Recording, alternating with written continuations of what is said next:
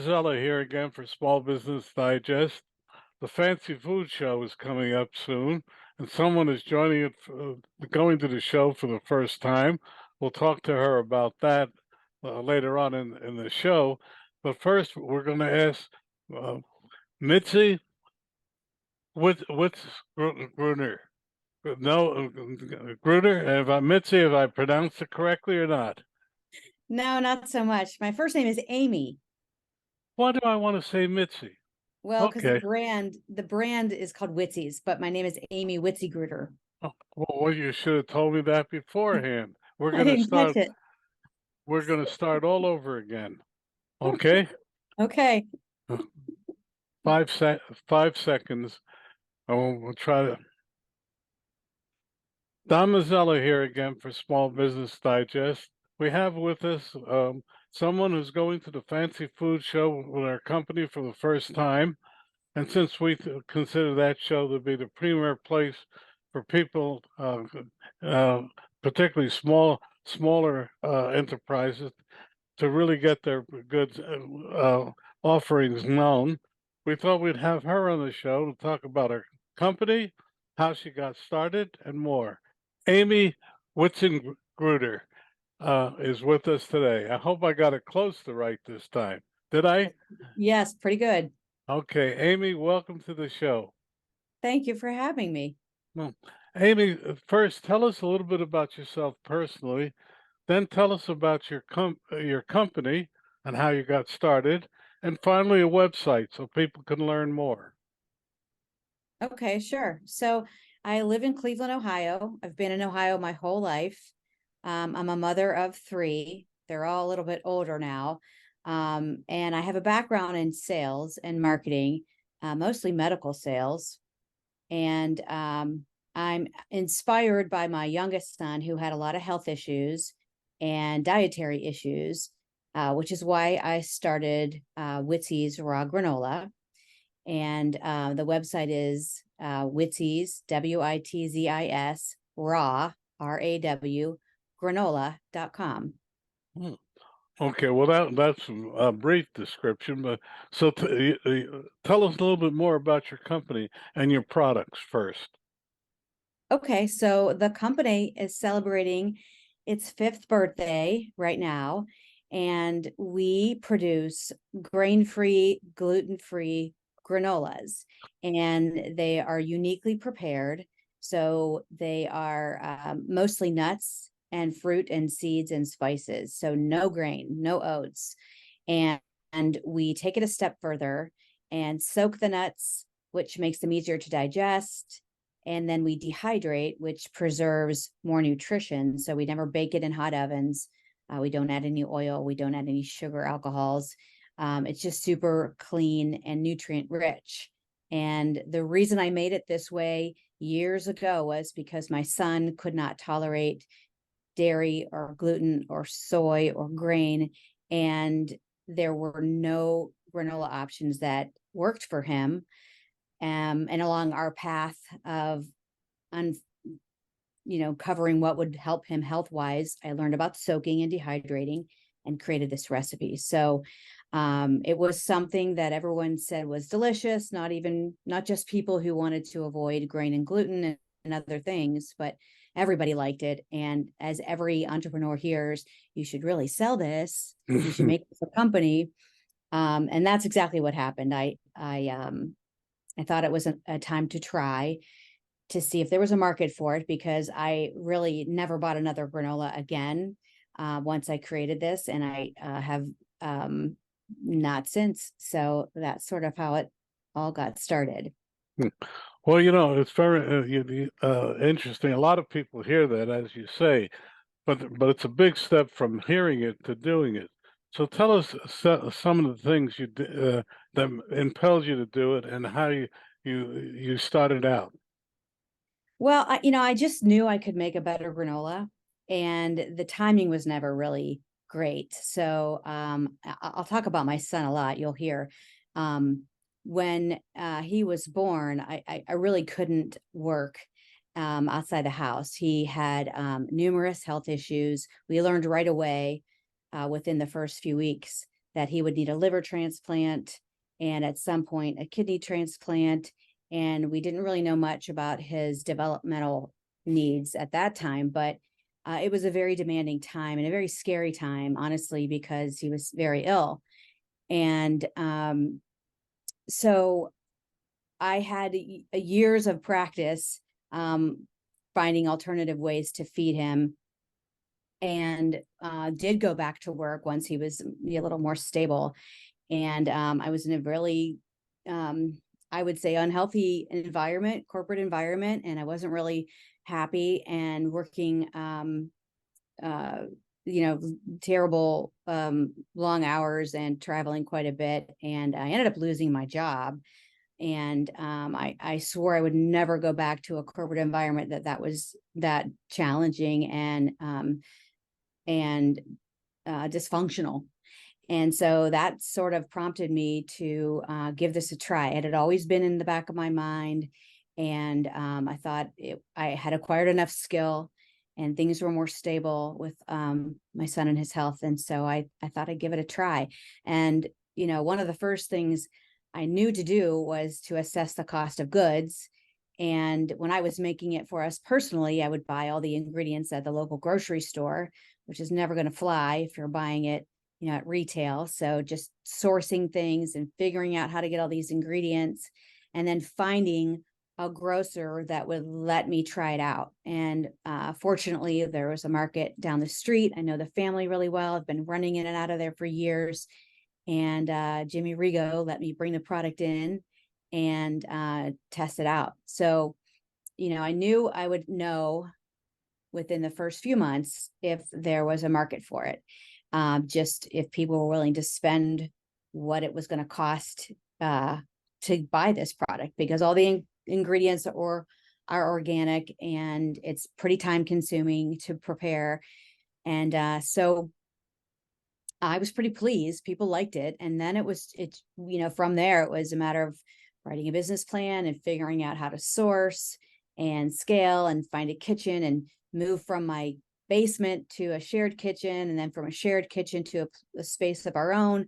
And just, a lot of trial and error and kind of figuring how to do all this stuff, barcodes and Best Buy dates and things like that. So it's been quite an adventure and really a whole lot of fun. What was it fun while you were doing it? It was. And I think, I admire companies that started their businesses or launched food businesses years ago when there wasn't so much available. I mean, there's just so much available online to try to figure out how to get started and opportunities. So, I mean, it really is a lot easier than it was, but it's a lot of work too. And my goal has always been to minimize mistakes. I know I'm not going to be perfect and I don't have all the answers and I certainly don't have all the skills, but just minimize the mistakes so that we can keep growing and, not go under. Okay. Well, let's back up a little bit, and just what do you think starting out was your biggest mistake?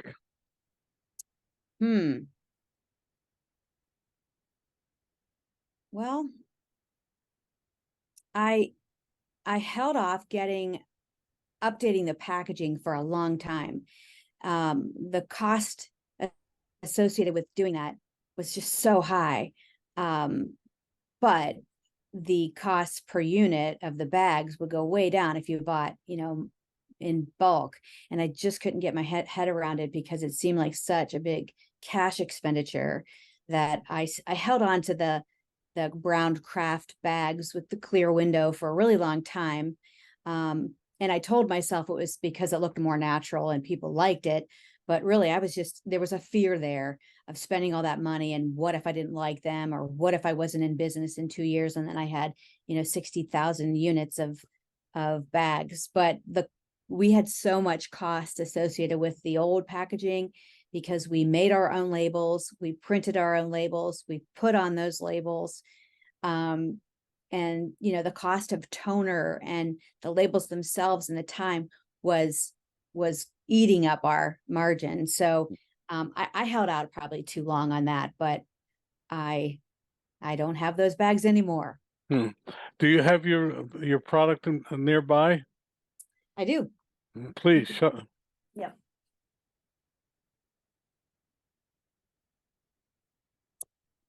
This is Well, it. okay. So, Yeah.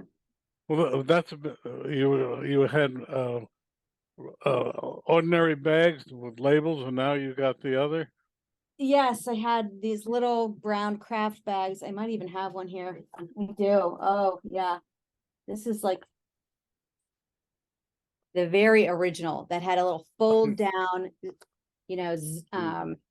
twisty that is not even legit anymore. You have to have it heat sealed and but it worked, and it allowed me to, get feedback and go to farmers markets and get more feedback and come up with more flavors and just take these steps to getting to where we are.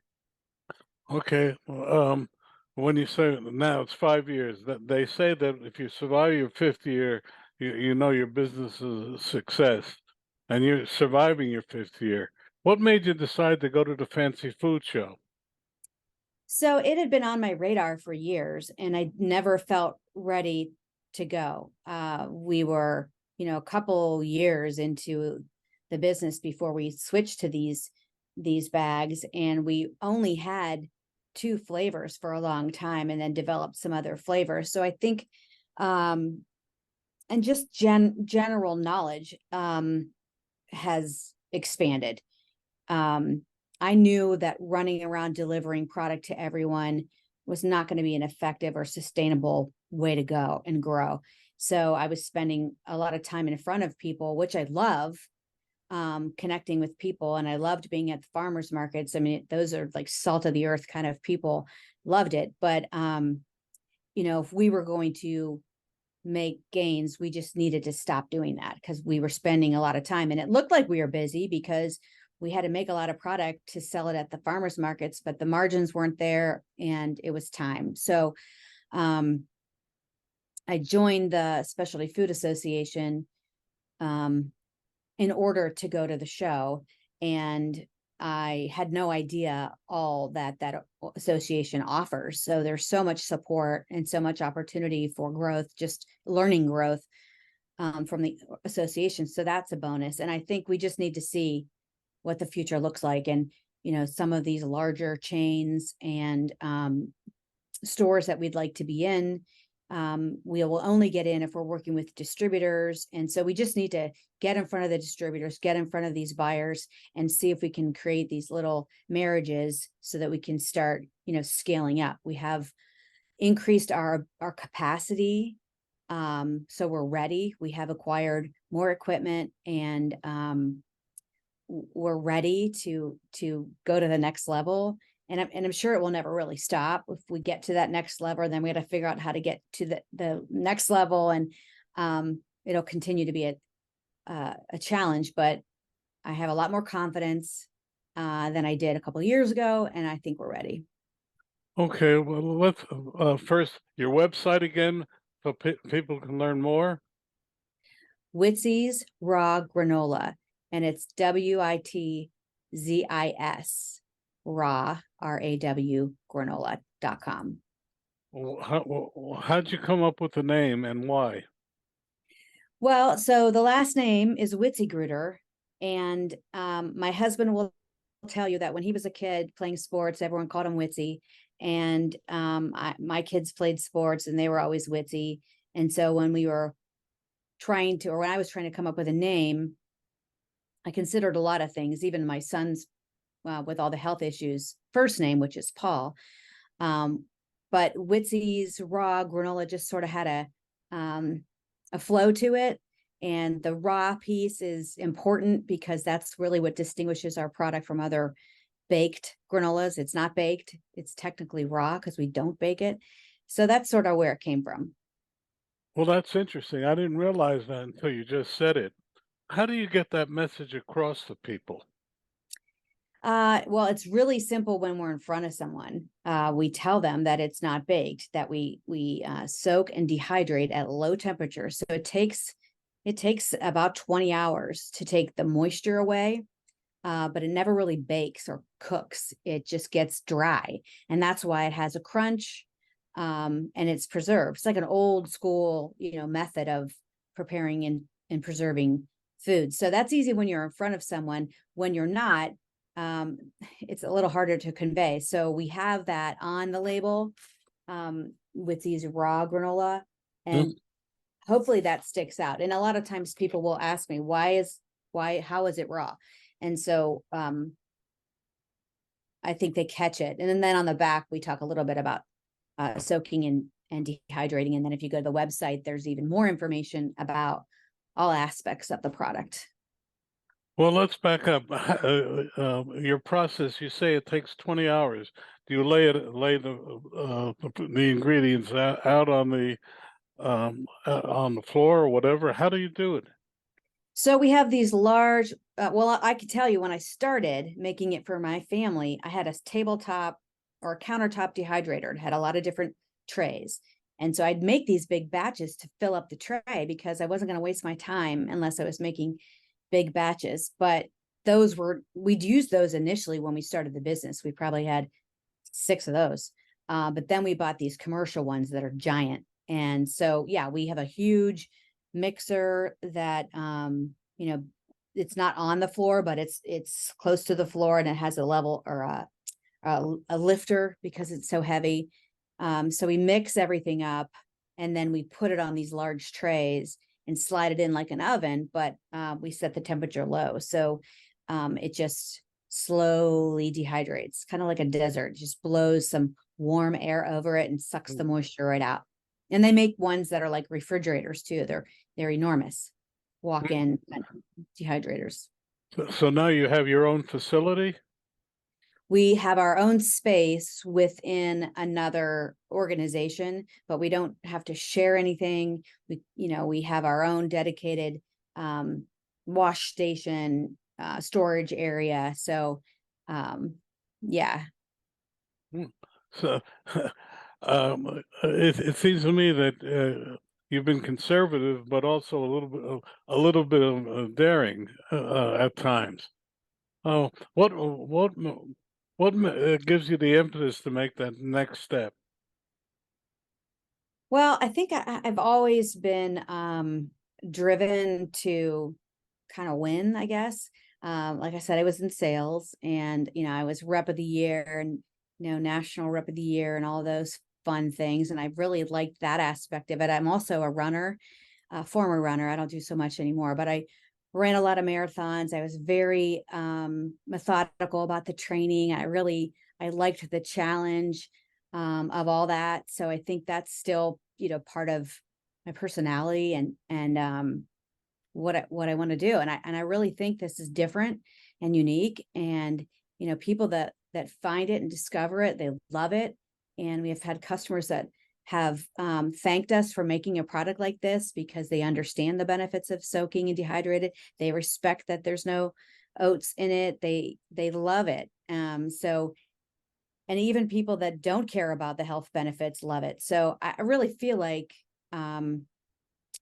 yeah, I guess it is daring, but I feel pretty confident people will like this product. Hmm. Well, a question that just came across my desk. How is Paul today? Well, thank you for asking. He's great. He did have a liver transplant when he was 8 months, and I was his donor, Oh, and both of our livers are fine. And then when he was 8, he had a kidney transplant, and my husband was his donor, oh, and they're both fine. And in between there, he was well, actually, when he was pretty young, he was 2.5. He was diagnosed with autism. So his health status is very solid, and we really don't worry. We have to monitor all the time for sure, because he could have rejection at some point, and especially as he's growing. And autism is a big deal. It's a big challenge, and he's moderately impaired, and at this next level, leaving a school-based program is a really challenging time for parents of kids with autism because they often don't have a great vocational setup or alternative living situations. So that's actually a big part of the business too. So we were always concerned what he was going to do after he left a school-based program. And, rather than hope for some kind, employer or business owner to welcome people with disabilities in their business, we hoped that we can create something for our own child, and that's happening. So my son and a few other students from his school with their staff come to the kitchen a couple of times a week and practice various vocational skills. And they can then take those to other jobs, or, maybe one day they can actually work here at Witzi's. And it's incredibly inspiring. And that's a big part of what, keeps me going, is watching them grow and develop and gain new skills. And my son, it takes a long time for him to learn something, but he can still learn. So it's really powerful to witness. Well, do you expect your other two sons to get into the business?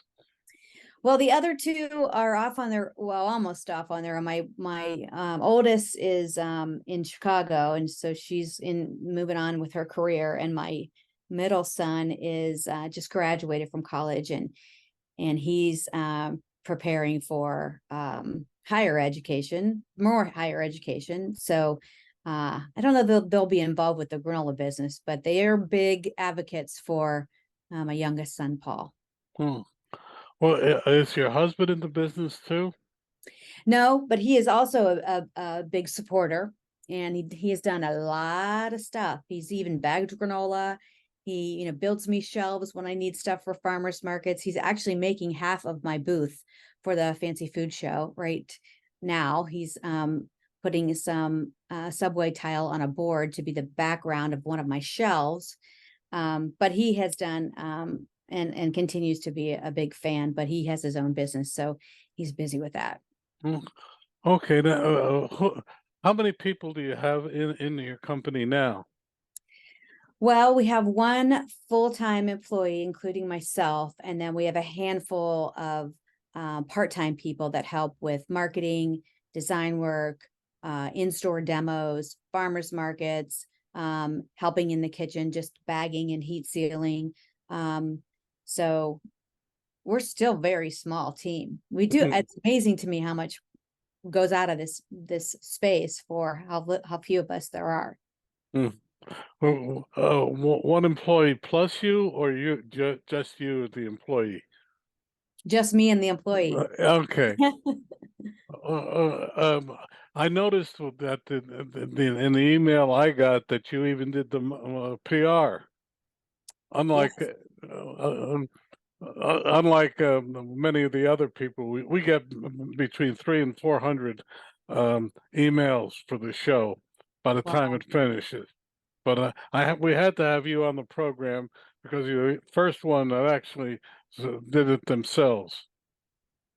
Well, that's nice to hear. Yeah, I Mm, didn't really have a choice. I could have pretended and created a press email, but that's just too much work and not really honest. And that's who we are. I mean, we work hard, and I think we're making quite a lot of noise for mm. how small we are. Okay, one more time, your website. Witzi's Raw Granola, WITZISRAW granola.com. Okay. Well, we just have a couple of minutes left. What would you like to leave our audience with?